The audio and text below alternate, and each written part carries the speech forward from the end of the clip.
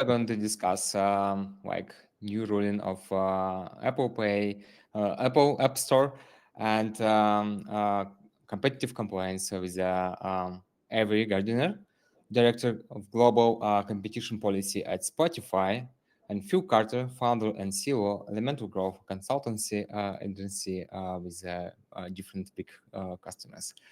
Hi, thank you for joining us. Thanks for having us, Andre. Excited to be part of this conversation and to learn a lot from Avery, who's really the expert on this topic. Well, you're nice to say so, but I always like talking about competition policy. Yeah, so we already had, as you probably remember, some conversation about new ruling, and some time already passed by, and we have some new like experiments and some results and some new insights and like opinions around this new guidelines and new ruling with the web payments in iOS, and it's already shaped sometimes in some direction competition landscape. So we have a lot of questions to discuss, and also you can drop your question if you have any in the chat, and we'll cover them on the go. So feel free to ask anything you're interested in, and we will cover it. All right, let's get started. And I would like to start with this general question about App Store and Google Play, and what's your opinion about the current state of and current status of App Store and Google Play, how they shape like competition market and for mobile apps, and do really like App Stores meet the expectations and needs of app developers nowadays? What do you think? Yeah, so we have a very kind of terrifying state of the world right now, and that is that the way most of us access the internet most of the time is through our phones. And so we don't think of app stores as being particularly relevant to most people's daily lives, but good gracious, they are, because really it is the way that we access the world's information. It's the way we access our work. It's the way we access our families. It's the way we access our banks. And so I really think that most people should consider app stores as a far more important tool in their daily lives than they probably do. And we've allowed something really weird to happen. Once you buy your phone and you've spent $700, $800 on it, if you're in the Apple ecosystem, you can only use Apple's App Store to get apps onto your phone. Google Play has a little more opportunity to get things because they do allow alternative app stores, but still the vast majority of people are using either the Apple App Store or the Google Play Store. And they don't really compete that much against each other. Again, because you've already bought your $800 phone, you're not going to say, oh, I'm irritated at the App Store policy, so I'm going to go buy an Android phone. That's usually not how it works. So they're incredibly important, and you're stuck with them.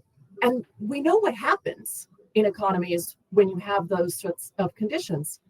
They're monopolists who abuse their power, right? That anybody could have predicted this, and yet we didn't do anything to stop it. So for the last decade or so, they've been charging 30% on commissions, 15% in some cases, for digital goods and services providers. And if you stop and just think about that for a second, imagine if you went to a grocery store and only place where you had to pay was in the dairy section. Everything else was free. That would be a very weird store. And yet in the Google Play and the Apple App Store, only the apps that provide digital goods and services pay the commissions. It's weird. Again, you wouldn't have a grocery store where you only paid for dairy. And so it preferences certain business models and depreferences others. And then, by the way, Apple and Google have their own apps that compete with a lot of the apps that you're trying to develop. And they control the placement of apps in search results, and they control the approval of apps. So really, it is mind-boggling that it took us so long for the antitrust enforcers around the world to say, hang on a sec, this is a big deal. But they did. And if I can just turn to that really quickly, we've had action globally. In particular, in the United States, there is a contempt ruling against Apple that now requires Apple to allow you to have buy buttons in your app that can bypass the in-app purchasing system of Apple. and therefore you don't have to pay the commissions. And then in Europe, we've also had a ruling of non-compliance with the law called the Digital Markets Act against Apple. We have not seen a decision against Google yet, but they are investigating similar conduct. And we're seeing activity in the UK, which passed a law last June, almost exactly a year ago, and is investigating mobile ecosystems and is expected to designate them probably in about 6 weeks. So we're seeing some real change happen globally. It's exciting for Spotify. So when the decision came in at the end of April 30th, in the Apple contempt ruling, we moved very quickly and submitted a new app update, and we added buy buttons into our app. And so iOS users in the United States can now see how much it costs to buy Spotify Premium in the app, and they can click a link to go get it, which is, it seems like the sort of thing we always should have been able to do, but it's exciting that we can.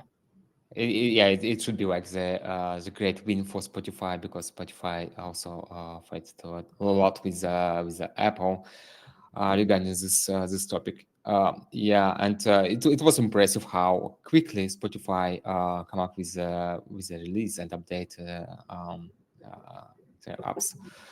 And Phil, what do you think about, like, from growth perspective and growth levers for apps, about like the current tools that and restrictions that app stores have right now? Yeah, well, to address your original question, Andre, I think, to be fair, Apple and Google provide a lot of services to app developers that they wouldn't otherwise be able to access easily, and they should be able to charge a fair commission for that on top of the standard 3% payment processing fees that you would get if you checked out through Stripe or another payment processor on the web. But having said that, and I think Avery touched on this, and I'm curious to hear her perspective on how some of these laws are going to impact smaller stage startups in particular relative to some of the larger companies. Because, so I work at Elemental Growth. This is a growth advising consulting agency, mostly working with consumer subscription apps. And many of the companies I work for have product market fit, but they're still early, right? They're Series A or Series B companies. Maybe they're doing somewhere between $1 million and $10 million in ARR. And so for those companies, a 30% App Store commission, or even a 15% App Store commission, if they're in the Apple Small Business Program, is a sizable component of their economics. And if they're venture funded, it just means that they're giving back 15 to 30 cents on every dollar they're earning to Apple or Google in order to facilitate the app stores. And so I think it has a disproportionate impact on these smaller companies relative to the resources they have. And that can mean that they're never really able to get to the tipping point where they reach escape velocity and are able to grow more cost efficiently. And so I'm particularly excited about the Apple versus Epic ruling that was handed down recently, provided that it holds and Apple doesn't win an appeal, because I think it's going to level the playing field to a degree and allow some of these smaller startups more breathing room to get past that tipping point. And then one other thing I'll say is, Avery mentioned that, it's so odd that you have some apps that only provide digital goods for whom the commission applies, and then other apps that maybe are providing marketplaces or they have human services in the loop, and the commission doesn't apply to them. And I understand why Apple and Google look at it that way, right? Because I think the way they look at it is, well, if you're only offering a digital good and they are facilitating the App Store in which somebody is purchasing that digital good, then they should be eligible for that full commission. But if you think about who these small companies are, right, the ones that are making these $1, $5, $10 million ARR per year businesses, a lot of their companies are only offering digital goods, which means they are fully hit by those expensive commissions. And so more than anything, I'm just, Avery mentioned the word monopoly a couple times. I just want more competition, because I think it's going to benefit consumers, but it's also going to benefit the developers that are building the products for those consumers. And so hopefully this is one step in that direction. If I can pick up on something you just said, I worry a lot about people who want to get VC funding to make their dreams a real business. And the VCs say, it's a great business, except for the 15 or 30% you're going to have to pay off the top. So in addition to making it difficult for startups to scale, I think there's a whole lot of innovation that never happens because those potential would-be companies can't get the funding because the economics are upside down. So I really think that whichever country unlocks this first is going to see a huge amount of innovation that's going to benefit consumers globally. And I'm super excited about those innovation benefits. The other thing that you mentioned is that, yeah, companies should get paid for the value they actually deliver. Absolutely. And the best way of knowing what that value is to let the market sort it out, right? The way we know what a gallon of gas is worth is what you're willing to pay for it if you're going to drive on Memorial Day weekend. The way we would learn what would be of value and what companies and consumers actually value in the app stores would be to let competition flourish. And then we see how the fees shake out, right? And that's what we do in almost every other market. So you can either have competition or you can have regulation. I prefer having competition actually set what happens. And I'm betting that most people in the audience, as business people, prefer that as well, right? Rate regulation by the government makes us all feel a little bit icky. But really the alternative is to make sure that there is free and fair competition. And then the prices will shake out as consumers and app developers and other parts of the ecosystem value them. I think that's really well said. And one other thing I'll add is I think AI is opening up all of these new niches for innovation among mobile app developers, right? I'll give one example, which is Runna, a company that was only founded a few years ago, was recently acquired by Strava. And what Runna did was it focused specifically on running enthusiasts. And before we launched the podcast, Avery and I were talking about what we did over the long weekend. And it turns out we were both doing runs, 5Ks and 10Ks. And so, there's this whole population of runners out there who want very personalized training plans for whatever race they have coming up, or if they're just casual runners, just making sure that their running cadence and the amount of downtime they're giving their bodies to recover is sufficient. That's the type of really small niche that might not have been economically viable 10 years ago, but as software development costs come down and as AI democratizes the world of who can build mobile apps, meaning even non-technical teams now can start to build mobile apps because of all the sort of AI coding assistants that are out there. It means that there should be all of this additional innovation in some of these smaller niches, which is ultimately going to benefit consumers that otherwise wouldn't be getting these products, but only if the app store fees imposed on these developers are reasonable enough that they're able to build sustainable businesses. Yeah, that's true. Yeah, it's I think it's really important to overview how exactly this new ruling and probably development of this direction, this trend will shape competitive landscape and the mobile apps, and probably the whole market will be shifted and reworked completely. What do you think? How it can change the competition landscape in the future? I think about this a lot, and it's always hard to predict the future, right? But here's what I think will happen once we really do open up these markets. And you mentioned the ruling in the Apple case and the possibility of an appeal. And I'll just point out for a minute that I do think that uncertainty is tough, right? A company like Spotify has the engineers to put in the app update quickly and avail ourselves of the new rights under that ruling. Somebody else might say, I don't know that I have the engineering capacity to do that if it's not going to be permanent. So part of what we're also looking at here is legislation in the United States. There's a new bill that's been introduced by Representative Kamek, a Republican congresswoman from Florida, that would enshrine into federal law the types of competition opening aspects of the Apple ruling. And so I think both are important. And if anybody wants to get involved in the legislative effort, I'm happy to chat after class. But in terms of how this will develop, I think we will see new app stores that will come out in droves. I think we'll see two different kinds of them. We'll see general purpose app stores like the app stores of today, maybe by big companies that already know how to do marketplaces. The Amazon has really great marketplaces. What would stop Amazon from doing a general purpose app store, either for Android or iOS or both? And there are other big tech companies like that I think would be natural fits, who already have experience and expertise in technology and in hosting platforms. But then I also think it's interesting to think about what niche app stores might develop and serve particular needs. One that I think about a lot as a parent is you could imagine an app store specifically for kids that really vetted things incredibly carefully to make sure that everything was safe for kids. You could imagine it would have the Sesame Street app, and it would have some drawing apps, and it would have things like that, where there's no possibility of an algorithm sending your kid information on things you don't want them to see. We don't need to go into all of the things you don't want your kids to see online. So you can imagine something for kids. I think that a lot of people talk about gaming app stores as meeting the particular needs of video gamers, which drive a huge amount of the revenue in the two app stores today. So would there be an interesting play for somebody to create a gaming app store the way Epic already has launched in Europe?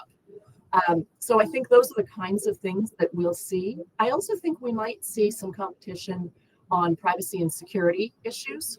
One of the arguments I hear from Apple and Google a lot is that you can't open up the app stores and have app store competition because the Russians will come hack your phone. Well, I think actually most time we think that competition is what promotes better privacy and security rather than entrusting it to one company that has had some failures repeatedly on this kind of stuff. So I do think in addition to the price competition and the innovation opportunities that will be unlocked, we might also see privacy and security as a dimension of competition within alternative app stores. And there's a secondary effect of that, which is it should force Apple and Google to be a little bit more innovative themselves in Absolutely. to some of the needs of these apps, right? And that could be by stage, right? So smaller stage companies require a different set of tools and a different economic structure than larger stage companies. If Apple and Google can't serve those companies up to their needs, then competition allows those developers to find alternatives. Or similarly, you mentioned gaming, and we were talking again before the podcast launched or before the webinar launched around, gaming apps. Typically, this is an overgeneralization, but typically gaming apps have very different economics than a typical consumer or prosumer subscription business, right? They make most of their money from whales, meaning their power users. So a very small percentage, call it 2 to 5% of their users, might generate 80+% of their revenue. And so that can have implications on how App Store commissions impact those companies. But none of this happens in a world where Apple and Google aren't pressured to continue innovating and respond to the pressures of a competitive free market. And I do want to briefly address Grisha's question in the comments. I don't know what the spirit of this comment was, but the way I interpret it is, if you don't like it, create better alternative and compete easy. Well, it sounds easy, but this is the whole issue with monopolies, right? Is when you have monopolistic power, it's not easy because you can't compete. And I think what's interesting about Apple and Google is, Avery mentioned it earlier, right? Because they are the two companies that have built the phones, the physical hardware devices that comprise, I don't know what the percentage is, but it's got to be 80-90% plus of the smartphone market. That means that they are the gatekeepers to the app stores. And so it's not as simple as somebody just comes along and creates a new app store right now, because they're able to restrict the ability of these developers to take users to alternative checkout, to impose penalties on developers that list their apps on alternative app stores, which means those other companies can't compete. And that ultimately really hurts everyone. It doesn't just hurt the developers, it hurts the consumers as well. Absolutely. And to put the boring legal term on it, the idea is that you can leverage your monopoly power from a market where you did build something great, like the phones, to a market where you haven't actually competed on the merits, like the app stores. And that's the kind of legal theory that's underpinning a lot of these global cases. One thing that we haven't talked about is the App Store approval process itself, which also could be opened up to competition. So today, if you're developing an app, you submit it to Apple for their approval, and you don't have a lot of visibility into what happens there, right? They decide whether to approve it or not. They don't have to give you reasons. You don't have any appeal rights. And so I could also imagine that being something that particularly affects early stage companies who may be less familiar with some of this. And you could imagine, again, competition creating new app stores with new kinds of approval processes that might, again, work for different companies based on their stage of development. Yeah, that's true. Absolutely. And the whole process of like reviewing and approving the apps, it's it looks not really fair sometimes, because we have some cases when Apple just artificially make it longer and difficult for like competitive apps. Like example, the case with Spotify, yeah, at the very beginning, and when Apple decided to launch Apple Music, and there was like tough to to go through the App Store viewports. Yeah, and I like the idea about like the different verticals, app stores, like for gaming, for example. Yeah, and it probably can change the way what app stores look like and how does it work. But for example, for gaming, it would be like community-based app store with like discussions and like topics and like forums with all stuff and some blogs probably and content for gaming and not just a catalog of the apps. So probably it's like it could shape. It's a yeah, it's a really interesting idea that the whole notion of an app store could evolve into something that better serves app developers. I could also imagine app stores being particularly good at matching customers with particular apps that they actually want, and so having a better discovery process is also part of the competition that could evolve. We'll see. Yeah, we'll see. Do you think if like platforms like Google Play and App Store will introduce like fairly and consistently the new ruling and more freedom for all developers across the worldwide, or it will be like more like country-specific changes and like verticals? It's a big question because I think, especially for smaller developers, it's nice to not have a fragmented ecosystem where you have to build multiple versions for multiple countries or devices or app stores. So I do think that that is a risk we need to keep in mind as we're having these policy conversations about what should happen next. What's happening now in Europe, the US, and the UK all seems to be consistent, which is good, because then you would again have something that's not a balkanized internet. But it is something that I'm watching because I want to make sure that that doesn't make it a difficult ecosystem, particularly for startups. Again, I think we have to see how it develops. But we do have analogs for this in other parts of competition law. In merger law, there are about 100 countries that have their own merger laws, and companies have to get approval for mergers in some of those places. It all seems to work globally. They talk to each other and they, for the most part, work it out. And there are very few instances where a deal gets stricken in one country and approved in other countries. So I think there are global models in antitrust law and competition policy that we can lean on, and we have past experience with really good international cooperation.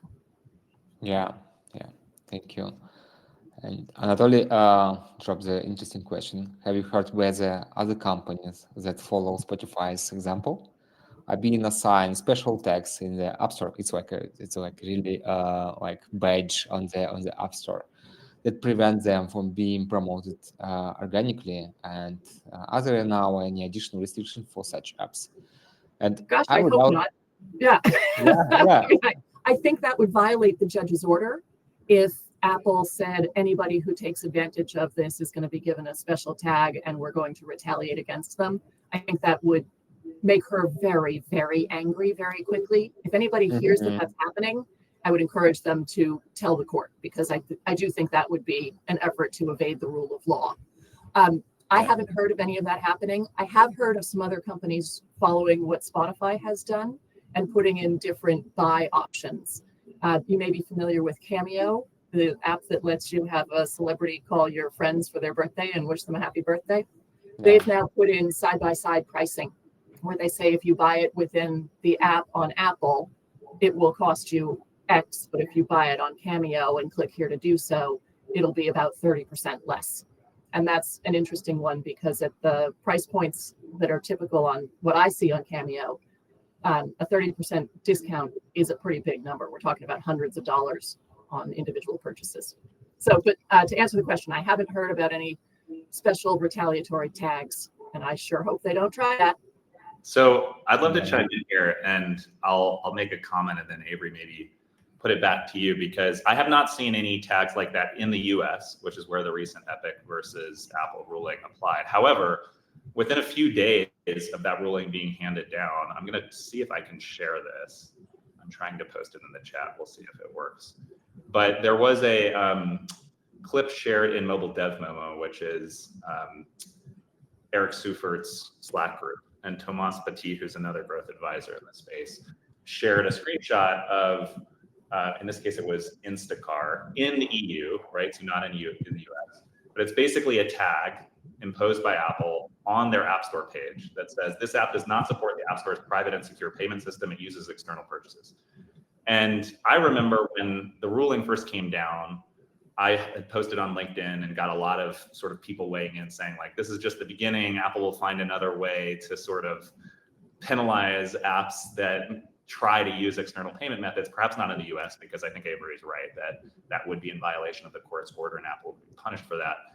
But wherever they can, they will find a way to turn this into whack-a-mole, which has been a pretty consistent pattern for them. And I was somewhat skeptical of that because it felt like there had been enough rulings at this point, the Epic one being the most recent, where Apple was putting itself increasingly at risk of being viewed as a monopoly and having antitrust concerns come into play. But within days, this happened. And so I guess I am starting to become more and more skeptical that Apple's not just going to do everything it can to, at the very least, slow down progress. And I think part of that strategy, Avery, you used the word balkanized, right? Like, I think Apple recognizes that the more it can sort of fragment what developers have to do across all these different countries. And one of the big benefits of the App Store is that it allows a small developer to distribute their product globally. But that means that in every country they operate in, they need to sort of adapt to all these different rules and exceptions and wrinkles and caveats. And if you're a Spotify, that's fine. You have somebody like Avery and an incredible legal team and all these resources to be able to do that. But for these small companies, they can't do it. And so Apple's just finding all these creative ways to make it hard on companies who don't play by the rules they want them to play by. You're right. And the CEO of Epic Games labeled it malicious non-compliance in Europe when Apple put out its proposals to comply with the Digital Markets Act. But one update on those scare screens that say you're leaving the safe environment and it's just very scary out there. Yesterday, the European Commission released its public version of the cease and desist order it issued against Apple last month. And it specifically talks about this. Not the Instacart example itself, but the use of scare screens to intimidate consumers from taking advantage of their options. And it said, we don't tolerate those. You have to stop doing them. Yep. So Apple's got about 30 more days in Europe before that deadline hits. But in addition to the fees, they're being told no scare screens. And it was actually quite remarkable in the Epic Apple case in California, skipping across the continent. There were emails that showed that when Apple first developed the scare screens, they then went up to the management team and the management team said, you got to make them scarier. These aren't scary enough. That kind of document is pretty damning because it shows that it's not actually about security concerns, right? It's about trying to keep customers in. One thing that I should have mentioned earlier is nobody's saying that Apple can't have an app store and that people can't use the Apple App Store if they want to, right? If people are familiar with it and it feels safe and comfortable and they like it, that's fine. Competition here is not about breaking up the app stores from their owners. It's about enabling new competition. And I do think that's an important one because you're right, for some smaller developers, it might be too difficult to be on alternative app stores. That's okay. The idea here is that app developers and consumers should have the choices they want, not the dictates by monopolists. Mm-hmm. Yeah, it's very important point that competition is not like. And then you might get, and if app developers are on multiple app stores with multiple commission models and price points, they might have different subscription prices based on those app stores. That's perfectly okay. Price competition can be a really good thing. Yeah, sure. Yeah, of course. What do you think? Like, what the levers the Apple has like to work around the situation and to secure their position as a monopolist and keep this position of app stores? Like, this like unfair, not very like clear and competitive methods with the badges and stuff like that, but probably something else. I do worry that they will be creative in how they avoid opening up to competition. It's very hard to get a monopolist to give up its monopoly profits, right? And that's not specific to Apple. That's just generally true. Monopolists like monopoly profits. Mhm. That's why we have rules against monopolies, right? In pretty much every country. So I do think they will try. Um, it's also part of the reason I do think legislation is important in the United States, because one case against one company is not enough to really open up competition. But two things I'll comment on in Europe and in the UK. In Europe, the Digital Markets Act has an entire provision on anti-circumvention. And it says, even if you're finding a way to violate the letter and spirit of these provisions, we will come after you for circumventing the purpose of the DMA. And they haven't used that. I think it's Article 13. The Commission hasn't used that yet, but it is a powerful tool to say, no, you need to comply with the letter of the law. And if you are circumventing the law, we will come after you. So I think that's an interesting tool they've got in Europe. It's a slow process, and that's frustrating to all of us, but that is an interesting one. In the UK, the way they've set up their law is different. Instead of having a list of do's and don'ts, they've said that once you've been designated as having strategic market status, that the competition enforcers will work with you to come up with specific, bespoke conduct requirements that will address the particular harms associated with their investigation. And so that's also an interesting one, where they're not just saying, don't do this. They have the potential to put in conduct requirements, and the timing for that would be starting in October of this year. That would make it very clear what they can do. So, for example, such a conduct requirement might say the wording of your punch out to a different payment system must be as follows. Whereas Europe has taken the approach of saying you can't put unfair stuff, right? And then leaving it to Apple and Google to determine what's fair or unfair. So we'll see. The UK's approach could also be really interesting in making sure that they can't circumvent because of those conduct requirements. But it's new. They've never had a provision like this in the UK that I know of. So we'll have to see how specific and targeted they are. Yeah. I'll say for my part, I mean, Avery knows so much more about the intricacies of these laws and how they vary across markets than I do. But looking at it from the developer's perspective, look at it from the perspective of the clients I work with.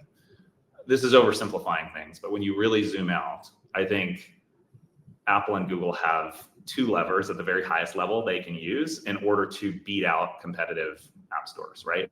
The first is innovation. And they already have a huge head start, right? Because they've built these great devices. They've built these well-functioning app stores that provide all sorts of additional benefits to developers, right? It's not just payment processing like Stripe, but they also offer merchant of record services, and they handle tax compliance and regulatory necessities across different markets, and they avoid fraud and ensure the app stores are secure. And so one lever they have is just continuing to innovate on those things. And one example of that Avery brought up earlier was innovating on it, not just horizontally, but vertically for different categories of apps that have different needs. The other is fear, and basically just making consumers feel like if they go outside the walled garden of the Apple App Store ecosystem or the Google Play ecosystem, then they're going to be scammed. And that's what these scare screens do. And that's what, marketing around how secure Apple's ecosystem does. And that's fair up to a point. But I think the reality is this whole notion that as soon as you go outside the App Store, you're likely to be scammed, I think is overblown. Sure, it happens, but... Yeah, sorry, I hate to interrupt, but I have to. If you want to download software to your MacBook, you can do that. Yeah, Why sure. is it that it's risky and scary and dangerous on an iPhone, but on a MacBook, it's totally okay, right? Totally. I think that by itself kind of shows that, yes, there are legit security concerns, but a walled garden where Apple decides who gets in or not is not the only way to address that. See, the MacBook ecosystem. Totally. Well, and as more consumers start to make purchases or download software outside of the App Store ecosystem, if there is a real security risk, then there will be all sorts of incentives for other companies to innovate and provide greater security measures to avoid those negative outcomes for consumers. But in a world where nobody's going outside the App Store to make purchases, companies aren't going to invest the resources to innovate on heightened security because there's no reward for doing so. And so this whole notion that, Apple's saying, well, we're just protecting our consumers and we don't want them to go outside the App Store ecosystem because they're going to get scammed and we're here to protect them. I think it's a little bit of a smokescreen, but it's effective. And I will say, one of the topics I know we wanted to cover is, the ruling's been out for almost a month now. To what extent are developers finding success in these external checkout flows? And the answer so far is not a whole lot, because what's happening is, even though you're gaining an extra up to 27% profit margin, right? You avoid the 30% App Store fee, but you're still paying the 3% payment processing fee. So it ends up being up to roughly 27% of additional margin you can gain. But the conversion losses so far have been as high as 25 to 45%. This is based off of an A/B test RevenueCat did with its own consumer app it has called Dipsy. And so what we're seeing is consumers, by and large, are opting not to go with the external checkout option, or they're converting at lower rates when they're forced to do that. And I suspect that a huge part of that is just this fear of the unknown of going outside the App Store, even though I think the risks are actually quite low. So Spotify has not made any of its numbers public, so I have to be, cautious. But we've seen conversions that have been very impressive. So I think it may depend on the app, it may depend on the consumer, it may depend on a variety of factors, and we won't know for a while what that looks like. One thing but as you point out, is the more companies that do it, the less scary it will be. So I would encourage people to hope for the best on conversion rates, and I think you'll actually find pretty good uptick here. And go ahead and put a buy button into an alternative purchase flow. Because I think you'll make a lot of money. 27% is a lot of profit margin that you have to work with. And the more companies that do it, the less scary and new it will be to consumers. And we'll be able to teach consumers that there are alternative ways of doing things. And then I do think that ultimately prices to consumers may go down, right? Because instead of the 27% going to Apple's pockets, it's likely to be partially reinvested in the business. It's likely to be partially returned to consumers in the form of lower prices. We won't know until this entire ecosystem and community starts experimenting to see what they can do. So take this ruling out for a spin, please. It's got great opportunities for you. Well, and I'm so heartened to hear that. And I'm not particularly surprised, because Spotify already has such a beloved and trusted brand that I suspect some of this is just people trust Spotify. Whereas with smaller startups, maybe they're more afraid that they will lose their money if they go outside the App Store. But this is exactly what I've been telling my clients is, look, we're in the opening innings of this, to use an American sports analogy. And there are going to be many more attempts by startups to figure this out. There's going to be lots of innovation, and that should help. But even outside of that, I think some of it is just time, right? As time goes on and more people are exposed to these external checkout flows and consumer behavior starts to change, I think that alone will lead to higher conversion rates outside of the App Store. And so I'm quite hopeful. Yeah, and I can comment a little bit on our experience with Google. Spotify and Google reached commercial terms a few years ago. So we've had alternative payment options in Google Play for a while. And consumers can choose. They can pay through the Google billing system, or they can pay in a different way. We have not seen any increase in fraud when people choose a different system. We've not seen that we have problems with it. It's gone very well. And so I think there are examples in other adjacent spaces that show that doing this in Apple makes an awful lot of sense for developers. Yeah, we just touched a lot of so many topics that I would like to discuss. Yeah, let's start with if you just shared some results of conversion rates and margins for the first experiments with the first apps. If you, what do you think that what's the landscape right now? Will developers keep iterating with experiments, and what's your overview on that? Or it's mostly first experiments, and they will stick with in-app purchases and Apple Pay and stuff like that? Yeah, it's a great question. And I view it as a bell curve. So my interpretation on how this is going to play out is you're going to have larger companies like Spotify, where there's so much revenue at stake, and they have the resources to get it right, and they have the brand that is already trusted by consumers, and so they are going to be among the first movers. And then on the other end of the spectrum, you have the startups that really have no choice because their businesses don't work unless they get more of their margin back. But then in the middle, and this is a lot of my clients, you have these companies that, maybe they've raised $10 or $20 million from VCs, and they're making enough revenue, but they're not making so much that they have infinite resources to throw at this problem. And so they're in a little bit more of a precarious position where they're probably more likely to wait and see and not be among the first movers, but wait until they're able to see, what sorts of external web treatments are working best and what types of messaging are alleviating any consumer concerns about fraud. And so I think those companies will probably be more of sort of a late majority.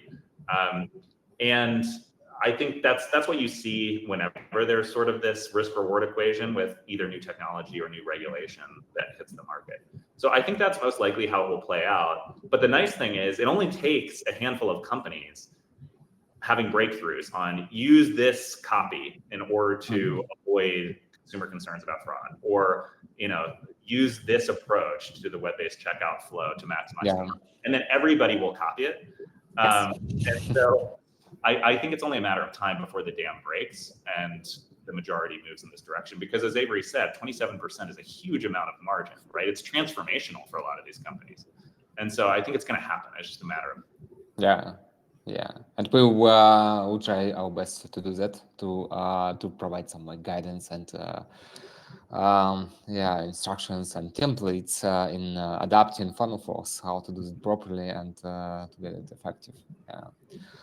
And to scale that, and I just heard a lot of doubts from the small companies about if they need to go with web payments or not, because they sometimes have a conversation with Apple and got some recommendations not to go aggressively to web payments, just to avoid any consequences.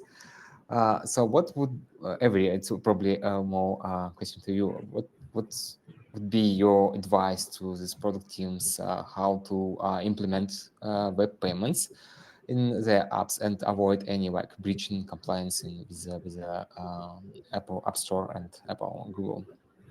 It's a great question, because you want to get this right, because you want to have a good user experience. You also don't want to get kicked out of the App Store for inadvertently violating rules. So I do think it's something to be done kind of carefully. I encourage everybody to go do it tomorrow, but do it tomorrow carefully, because it is something that, if you mess it up, you've got a big problem. I do think, though, that a lot of these things are pretty simple, like a buy button. We've all seen buy buttons in other contexts. And so starting with some of those familiar things, I think makes an awful lot of sense. I think it's going to be a slower ramp up for things like alternative app stores, which are kind of really big undertakings. I think that's probably going to be a few years away before we actually see the benefits from competition in alternative app stores. I wish it would come faster, but on things like alternative payments and purchase flows, there are models that you can look at. Go and see what we do in the Spotify app, and please copy it. It's working well. I'm happy to offer that as a potential solution. But then also there is more flexibility now in terms of what you can communicate to consumers and how. An example I'll give is because we didn't enable in-app purchasing, we were not allowed to tell consumers how much things cost in our app. And I look at this particularly in audiobooks, where in audiobooks, Spotify is bringing competition in a big way, right? Because audiobooks are overwhelmingly, the market share is with Audible, which is owned by Amazon. So we're trying to shake up that market with our audiobooks offering. But we weren't allowed to tell people how much it costs to buy an audiobook. Well, it turns out people don't buy stuff if you can't tell them how much it costs, right? So that was a real issue for us. But now under the ruling, we're allowed to tell people how much things cost. And so there are those sorts of changes that'll probably take a little while to play through the system for consumers to see that, notice it, and change their behavior. But I do think they will. Yeah, thank you. And what internal capabilities and roles are essential for apps in different stages? to just be compliant with like App Store and Apple? What do you think? Gosh, I'm not sure I know the answer to that one. I can take a crack at it. Yeah. It will probably be oversimplified, but at the highest level, when I talk to my clients about this, there are really two clusters of problems they're solving, right? The first problem is the user experience problem, making sure that for the consumer, going through an app to web flow is every bit as simple, easy, low stress as an in-app purchase. And so that relates to things like, what words are you putting in front of the consumer? What does the CTA button look like? What does the paywall experience look like? Are you going to use a web view, or are you going to take the user completely outside of the app into an external website? And so those relate to your sort of traditional EPDD functions, engineering, product design, data. The second cluster of problems, which especially for startups are less likely to already be available in-house, are I think the areas that Avery and her team and probably related teams at Spotify cover, and that is making sure that you're compliant. And so this is legal, this is payments, this is tax compliance, right?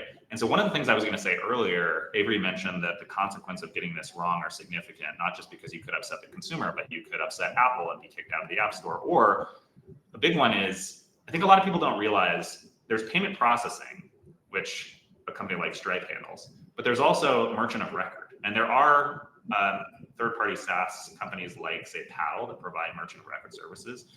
Stripe also just acquired a company called Lemon Squeezy that I think will provide merchant of record services.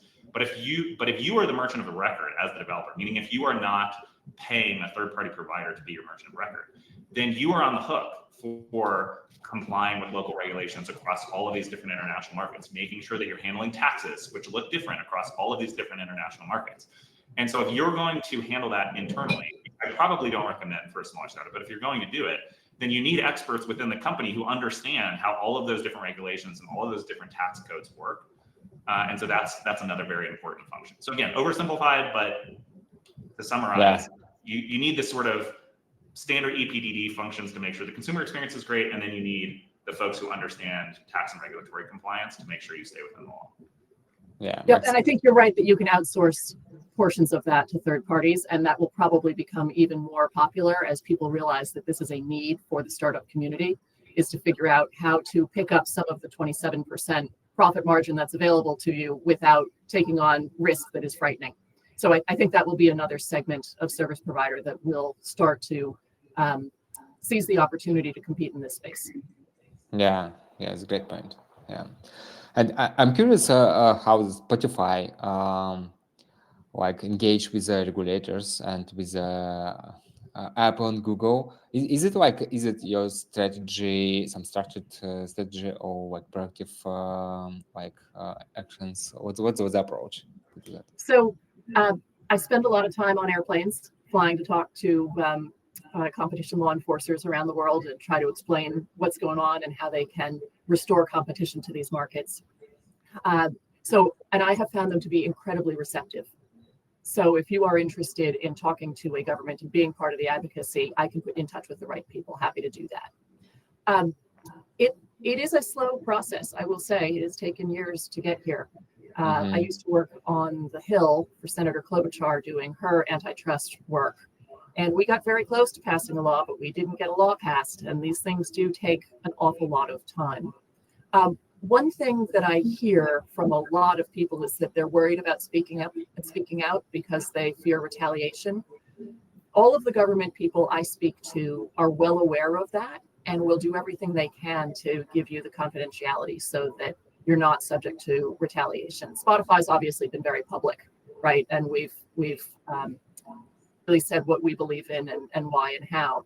But I do understand that the fear of retaliation is significant, especially for smaller players. And so just rest assured that everybody I've spoken to in this space is well aware of that really quite menacing threat, right? If they kick you out of the App Store, you're dead. It's a big problem. And they know that is a risk. But there are opportunities particularly now that there's legislation in play in DC. There's also a Department of Justice lawsuit against Apple over its App Store practices. Interesting to note that all of the Department of Justice and Federal Trade Commission competition cases against big tech that were started in the last administration have been continued by this administration. So this really is not a partisan fight. This is something that everybody's realizing is a significant constraint on economic growth, and that if we fix it, we can unleash growth. But to answer your question more simply, we have approached this by engaging publicly wherever we can, and we will continue to do so because we're in this fight for everybody. My founder and CEO, Daniel Ek, believes that it's important to have an ecosystem where the next Daniel X can innovate and create new things. And so we are committed to this, not just for the 27%, but because we believe in free and fair digital ecosystems, and that somebody will come up with the next fabulous idea, and we want them to have the opportunity to grow into that. Yeah, it's great. And Spotify contributed a lot to this, like. I should also mention that Yeah. there are trade associations. One that we're a part of is the Coalition for App Fairness, that pushes globally for open markets here. And if anybody's interested in getting involved at the trade association level, it's a pretty low lift in terms of financial contribution to be a member of the Coalition for App Fairness. So if anybody's interested in using that as a vehicle to participate in these conversations, again, we'd be happy to talk about that. Yeah, that's great. Yeah, but you at the same time you still like maintain a good relationship with like platform. Yeah, I mean, we Apple have and to, Google. right? Because Yeah. we're they need us and we need them. So Yeah, we sure. do work together on things. You know, there's a reason that Apple developed that campaign years ago. There's an app for that. They need app developers, and app developers need distribution. So there's there are opportunities to work together. How do you manage this balance, like actively engage with the regulators and also maintain this good relationship with Apple and Google? Is it also like some kind of strategy and relationship management, or is it like?